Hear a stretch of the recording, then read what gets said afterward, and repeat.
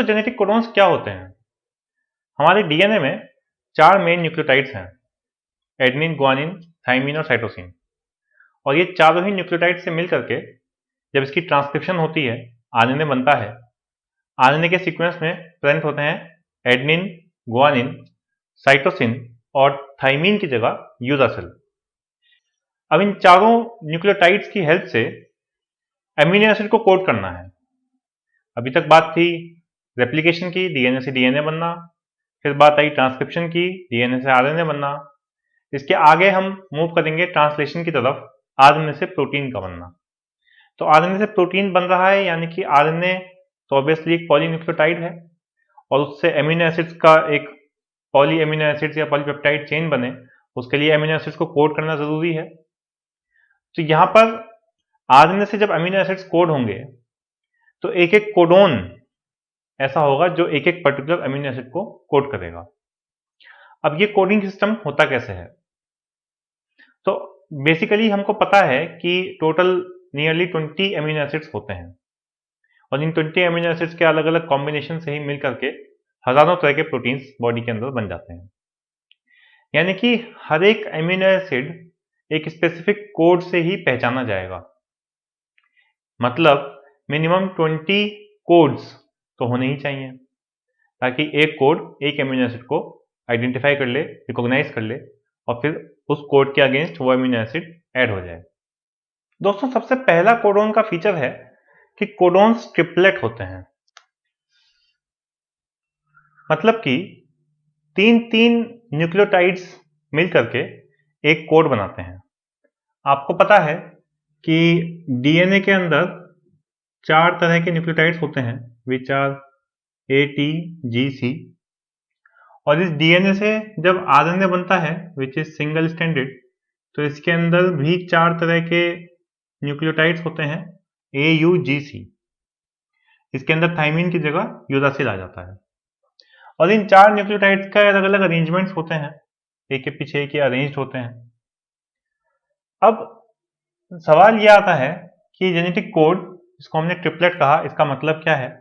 इस आरएनए का स्ट्रक्चर मैं बनाने की कोशिश करता हूँ। सपोज ये एमआरएनए है और इसके अंदर बहुत सारे कोडोन्स हैं जो कि अलग अलग तरीके से अरेंज्ड हैं।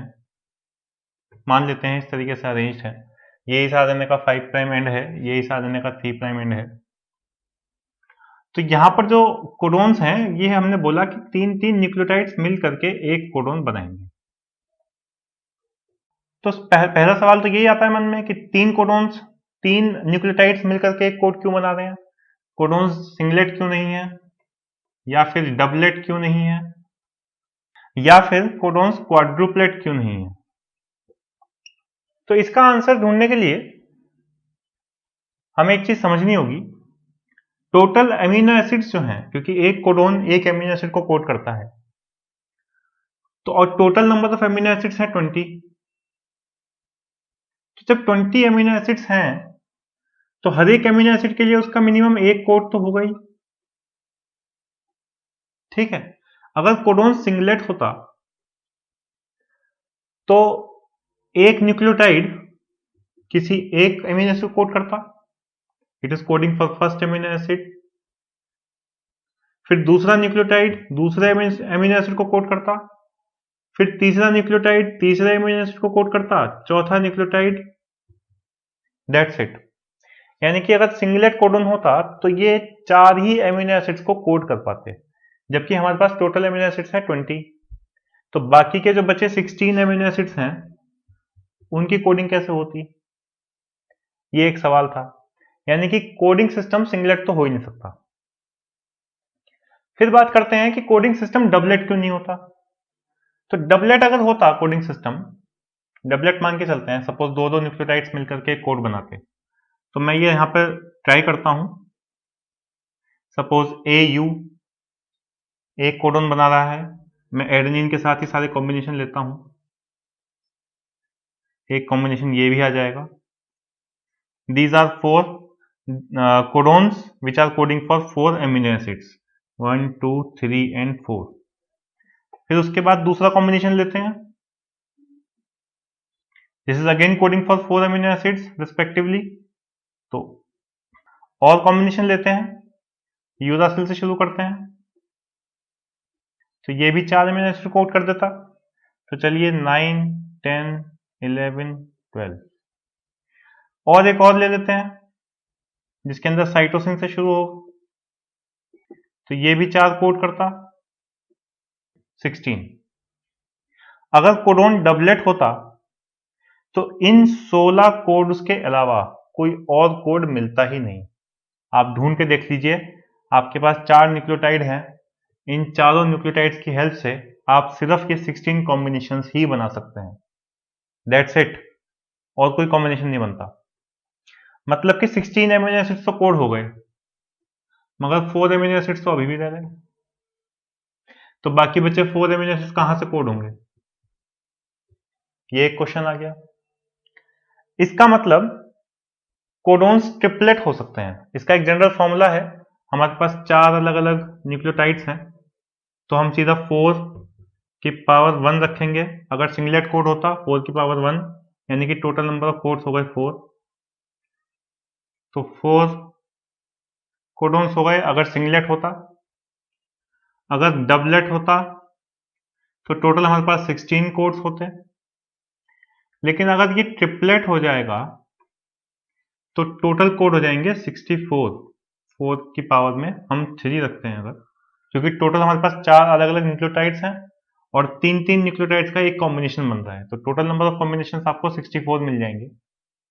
अब इन 64 कॉम्बिनेशन में से 20 तो अमीनो एसिड को कोड कर रहे हैं, बाकी बचे 44 कोडोन्स का क्या काम है। 20 तो चलो 20 are coding for 20 amino acids, लेकिन अगर 64 में से आप 20 माइनस कर दो तो बाकी बचे 44 कोडोन्स, क्या वो वेस्ट है? ऐसा भी नहीं है।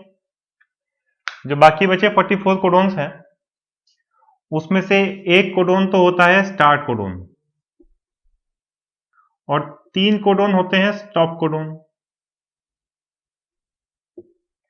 तो टोटल कितने हो गए, 1 और 3 मिलाकर के 4 कोडोन तो ये निकल गए बाहर। तो 20 कोडोन से 1 निकल गए, 4 कोडोन से 1 निकल गए, अब कितने बचे 40। अभी भी ज्यादा है, मतलब कि एक अमीनो एसिड एक से ज्यादा कोडोन्स से आइडेंटिफाई हो सकता है, यानी कि एक से ज्यादा कोडोन किसी एक अमीनो एसिड को आइडेंटिफाई कर सकते हैं। और इस प्रॉपर्टी को, यहीं से जेनेटिक कोड्स की एक दूसरी प्रॉपर्टी निकल के आती है। इस प्रॉपर्टी को हम बोलते हैं degeneracy. Genetic codes are degenerate. तो पहली प्रॉपर्टी हो गई कि कोडोन्स आर ट्रिपलेट, दूसरी प्रॉपर्टी हो गई कोडोन्स आर डीजेनरेट। तो यहां पर आपके सामने एक टेबल है, इस कोडिंग डिक्शनरी में आप देखिए तो 3 पोजीशंस रखी गई हैं।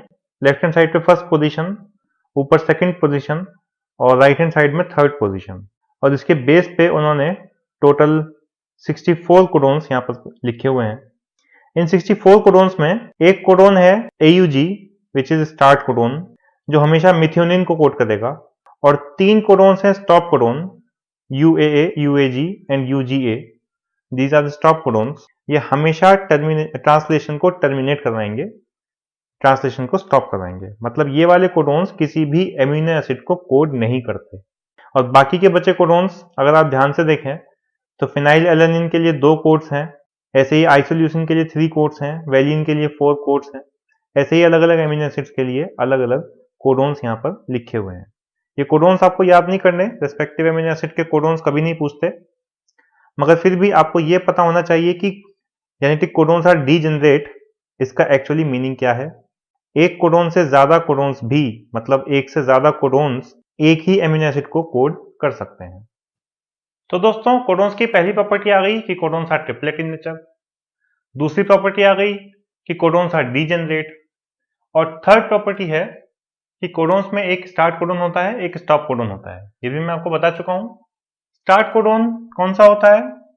Start codon is AUG। ये एक जनरल कोडोन है AUG। मगर कभी कभी प्रोकैरियोट्स के केस में खास तौर से GUG भी स्टार्ट कोडोन की तरह काम करता है।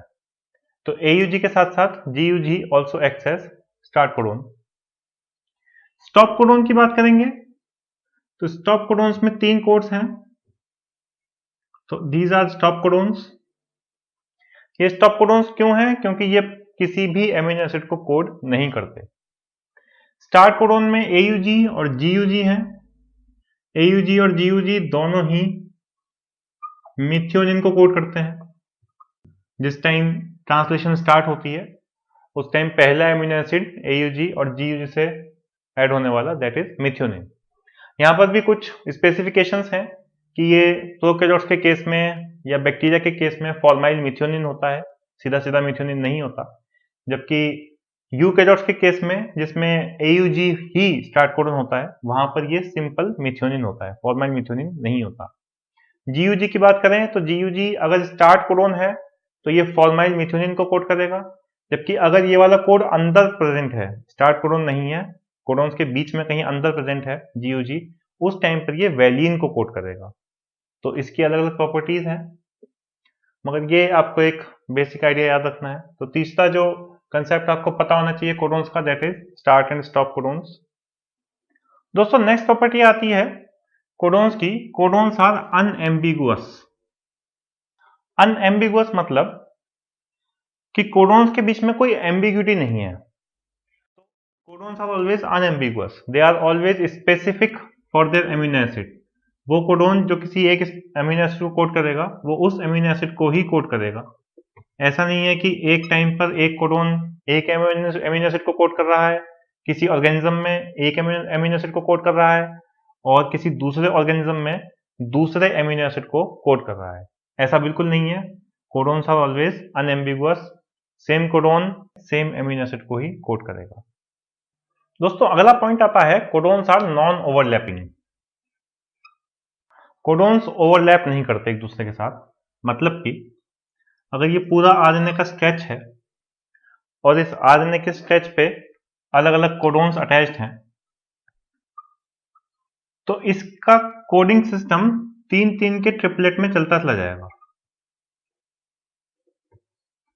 तो कोडोन्स आर नॉन ओवरलैपिंग। ऐसा नहीं होगा कि यहां पर 3 एमिनो एसिड्स कोड कर लिए, उसके बाद अगले 3 न्यूक्लियोटाइड ऐसे पकड़ लिए, फिर उसके बाद अगले 3 न्यूक्लियोटाइड ऐसे पकड़ लिए। ऐसा नहीं चलेगा। एक बार जो ट्रिपलेट का सेट पकड़ लिया उसके बाद सीधा अगला ट्रिपलेट का सेट आएगा, उसके बाद फिर से अगले ट्रिपलेट न्यूक्लियोटाइड्स का सेट आएगा और ये इस तरीके से नॉन ओवरलैपिंग फॉर्म में आगे बढ़ता जाएगा। तो codons are always non overlapping. Non overlapping के साथ साथ codons are comma less, full stop less. Codons के बीच में कोई कॉमा या फुल स्टॉप नहीं होता है। तो यहीं पर देखते हैं यही सेम कोडिंग सिस्टम है। इन सारे कोड्स के बीच में कहीं भी कोई फुल स्टॉप या फिर कॉमा नहीं लिखा जाता, हमेशा इसको सीधा लिखते चले जाते हैं कोड्स को एक के बाद एक। They are always comma less and full stop less. तो दोस्तों अगला पॉइंट है कोडोन्स आर यूनिवर्सल। यूनिवर्सल मतलब कि कोई पर्टिकुलर कोडोन है, सपोज, तो ये कोडोन एक पर्टिकुलर एमिनो एसिड को ही कोड करेगा and in every species from lower prokaryotes to higher eukaryotes, हर जगह कोई भी स्पीशीज हो इस बात से फर्क नहीं पड़ता, जो कोडोन जिस पर्टिकुलर एमिनो एसिड को कोड कर रहा है ये सेम एमिनो एसिड को ही कोड करता रहेगा, किसी भी स्पीशीज की हम बात करें। तो कोडोन्स आर ऑलवेज यूनिवर्सल, यानी कि पूरे यूनिवर्स में जो कोड जिस एमिनो एसिड को कोड कर रहा है उसी सेम कोड को वो हमेशा कोड करता रहेगा, चाहे ये बात बैक्टीरिया की हो और चाहे ये बात हायर यूकैरियोट्स यानी कि ह्यूमन बींग्स या हायर एनिमल्स की हो या बेशक प्लांट्स की क्यों ना हो। जो कोड जिस एमिनो एसिड को कोड कर रहा है उसी सेम एमिनो एसिड को वो कोड करेगा। मगर यहां पर थोड़ा सा प्रॉब्लम है कि ये जो फैक्ट है द कोडोन्स आर यूनिवर्सल, इसमें एक्सेप्शंस हैं। यानी कि प्रॉपर्टी है कोडोन्स की that codons are universal, but ये फैक्ट यूनिवर्सली ट्रू नहीं है। इस फैक्ट में कुछ कुछ एक्सेप्शंस हैं, कुछ कुछ चेंजेस हैं जिनको समझना पढ़ना जरूरी है। जैसे कि जब हम बात करते हैं जीयूजी कोडोन की, जैसा कि मैंने आपको अभी बताया, कंटेक्स्ट पे डिपेंड करता है। अगर ये फर्स्ट कोडोन है, स्टार्टिंग कोडोन यही है, उस केस में ये कोड करेगा मिथियोनिन को, या कहना चाहिए फॉर्माइल मिथियोनिन को। लेकिन अगर ये कोडोन आरएनए के स्ट्रेच में बीच में कहीं प्रेजेंट है, अंदर की तरफ कहीं प्रेजेंट है, उस टाइम पर ये कोड करेगा वैलिन को। ये एक पॉइंट है। दूसरा, अपार्ट फ्रॉम 20 एमिनो एसिड्स, वो 20 एमिनो एसिड्स जो हम जनरली पढ़ते हैं, उनको छोड़कर कुछ स्पेशल एमिनो एसिड्स भी होते हैं, जैसे कि सेलिनोसिस्टीन या फिर पायरोलाइसिन। और इनको कोड करने वाले जो कोडोन्स हैं वो कौन से हैं? तो ये एक बड़ा चौंकाने वाला मुद्दा है। अभी हमने 2 मिनट पहले पढ़ा था कि ये जो कोडोन्स हैं यूजीए, यूएजी और इसके साथ साथ यूएए, ये स्टॉप कोडोन्स होते हैं। These 3 are stop codons. लेकिन कहीं कहीं पर ये कोडोन्स भी एक स्पेसिफिक अमीनो एसिड को कोड कर रहे हैं। यूजीए कोड कर रहा है सेलिनोसिस्टीन को, यूएजी कोड कर रहा है पायरोलाइसिन को। लेकिन हर जगह ऐसा नहीं है, हर जगह ये वाला कोड पायरोलाइसिन को कोड नहीं करता। सिर्फ जहां पर पायरोलाइसिन ऐड होने की जरूरत हो वहां ये कोड इस अमीनो एसिड को कोड करेगा। तो ये एक एक्सेप्शन है। यानी कि ये वाला कोड यूनिवर्सल तो ना हुआ, किसी स्पीशीज में तो ये स्टॉप कोडोन की तरह काम कर रहा है और किसी दूसरी स्पीशीज में ये पायरोलाइसिन को कोड कर रहा है और ये सेलिनोसिस्टीन को कोड कर रहा है। तो ये भी एक यूनिवर्सल ट्रुथ से अलग हटने वाली बात है। तो दोस्तों, ये सारी प्रॉपर्टीज हैं जेनेटिक कोड्स की जो आपको पता होनी चाहिए, याद होनी चाहिए, प्लस आपको सबका मीनिंग भी पता होना चाहिए। कई बार CSIR नेट में एक मीनिंग देते हैं और उसके बेसिस पर ये पूछते हैं कि इसमें से कौन सी प्रॉपर्टी इस पर्टिकुलर डेफिनेशन को फिट बैठ रही है। तो उस पॉइंट ऑफ व्यू से जेनेटिक कोड्स के बारे में CSIR net point of view से ये एक इंपॉर्टेंट टॉपिक है और ये सारी प्रॉपर्टीज आपको पता होनी चाहिए। ये एक mRNA है जिसका ये 5 प्राइम एंड है और ये 3 प्राइम एंड है और इसके अंदर 3-3 के न्यूक्लियोटाइड्स के कोडोन्स होंगे। हम कुछ भी एक सीक्वेंस मान लेते हैं और इस सीक्वेंस में यानी कि इस mRNA के ठीक ऊपर आकर के अटैच होगा हमारा tRNA। तो ये मैं छोटा सा स्ट्रक्चर ड्रॉ करने की कोशिश कर रहा हूँ। ये हमारा tRNA है। अगर इस पूरे RNA में ये इसका 5 प्राइम एंड है और ये इसका 3 प्राइम एंड है, तो इस tRNA के अंदर इधर इसका 3 प्राइम एंड होगा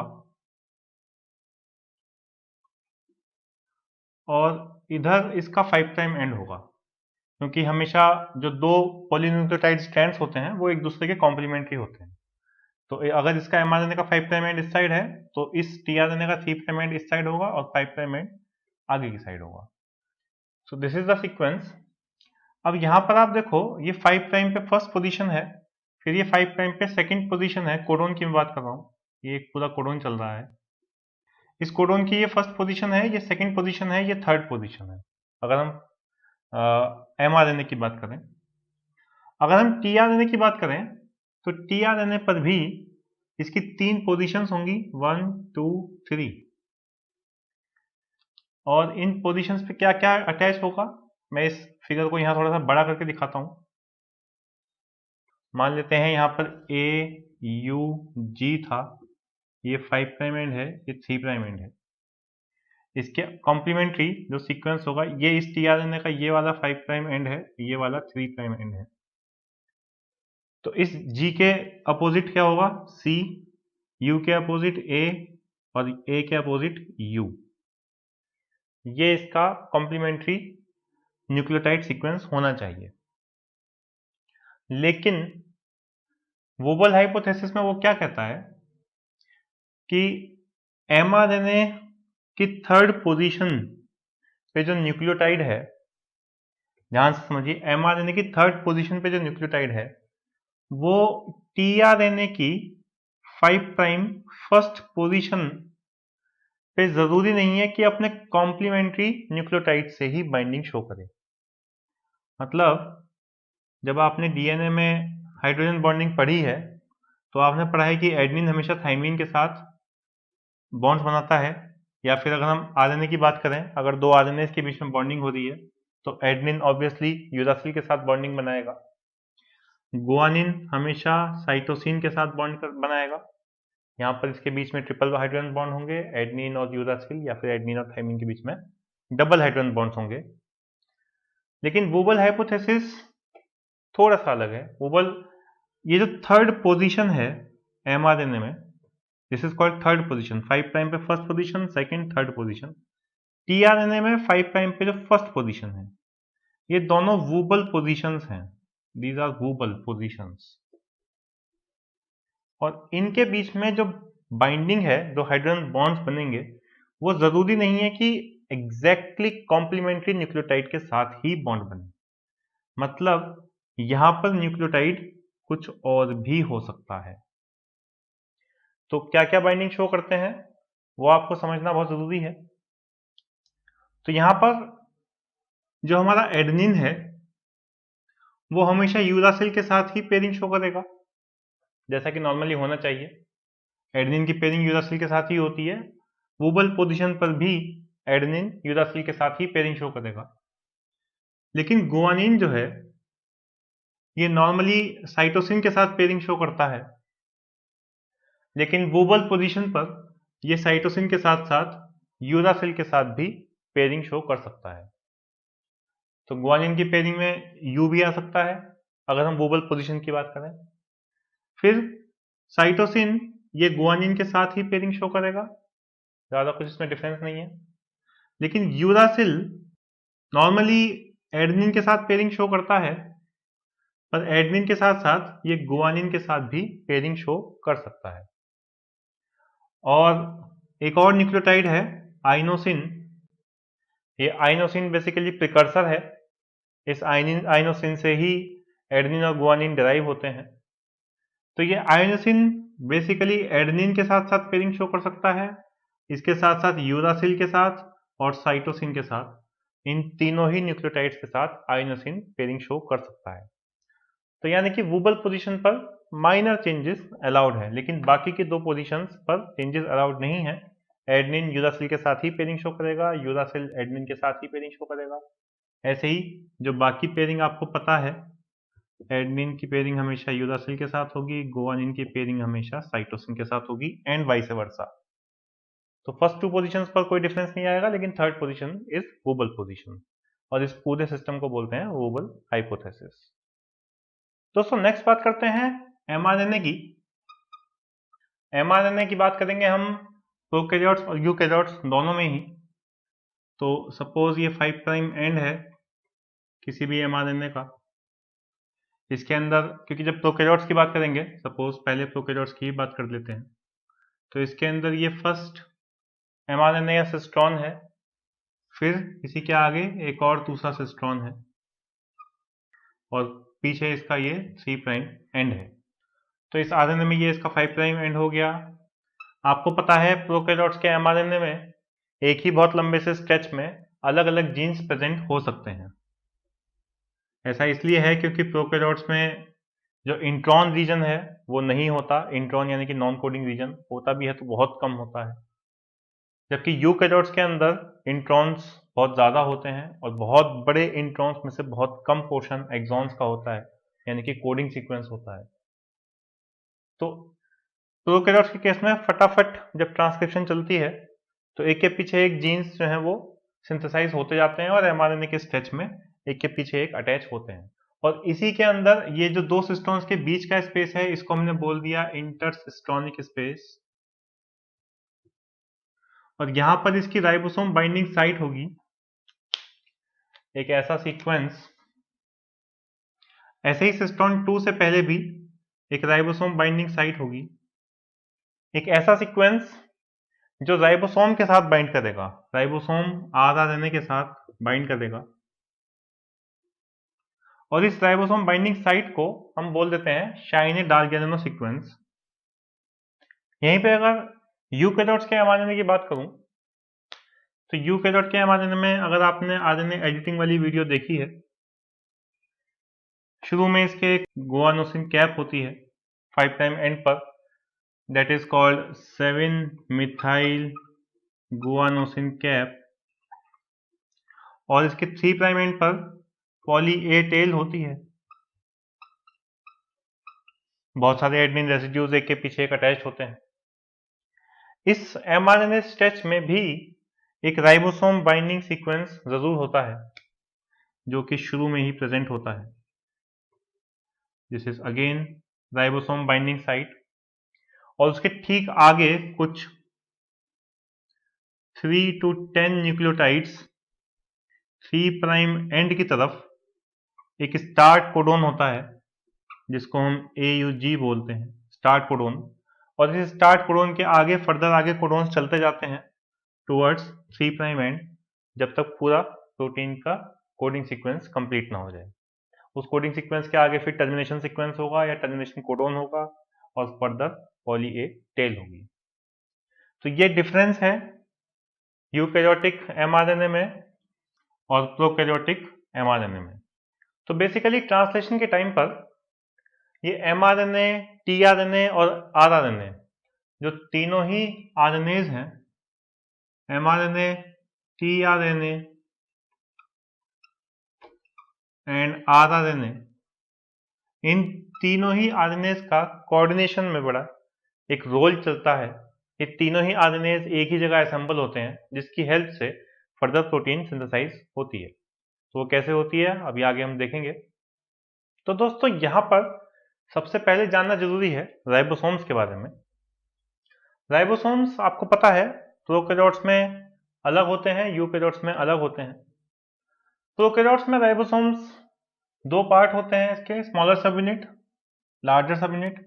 ऐसे ही यूकैरियोट्स में भी स्मॉलर सब यूनिट और लार्जर सब यूनिट। प्रोकैरियोट्स में जो स्मॉलर सब यूनिट है that is of 30S, S is sedimentation coefficient, और लार्जर सब यूनिट 50S है। जबकि यूकैरियोट्स में स्मॉलर सब यूनिट 40S है और लार्जर सब यूनिट है 60S। S stands for sedimentation coefficient. अब ये जो स्मॉलर सब यूनिट है, ये इसके अंदर कितने आरएनए कितने प्रोटीन्स हैं, ये चीजें आपको याद होनी चाहिए। 30S राइबोसोमल सब यूनिट के पास 16S आरआरएनए है, ribosomal RNA, plus 21 different proteins. 50S सब यूनिट के पास 23S राइबोसोमल आरएनए, साथ साथ 5S राइबोसोमल आरएनए, इसके अलावा 31 डिफरेंट प्रोटीन्स। तो ये पूरा स्ट्रक्चर है प्रोकैरियोट्स के राइबोसोम का। और जब ये दोनों सब यूनिट्स कंबाइन होती हैं तो हम इसको बोलते हैं 70S ribosome. 70S combined smaller सब यूनिट और लार्जर सब यूनिट कंबाइन होकर के जो राइबोसोम बनाती हैं उसका सेडिमेंटेशन कोफिशिएंट आता है 70S। हमें इन दोनों को ऐड नहीं करना होता, सेडिमेंटेशन कोफिशिएंट एक अलग चीज है। यूकैरियोट्स के केस में 40S सब यूनिट के पास 18S आरआरएनए है, प्लस इसके पास 33 डिफरेंट प्रोटीन्स हैं।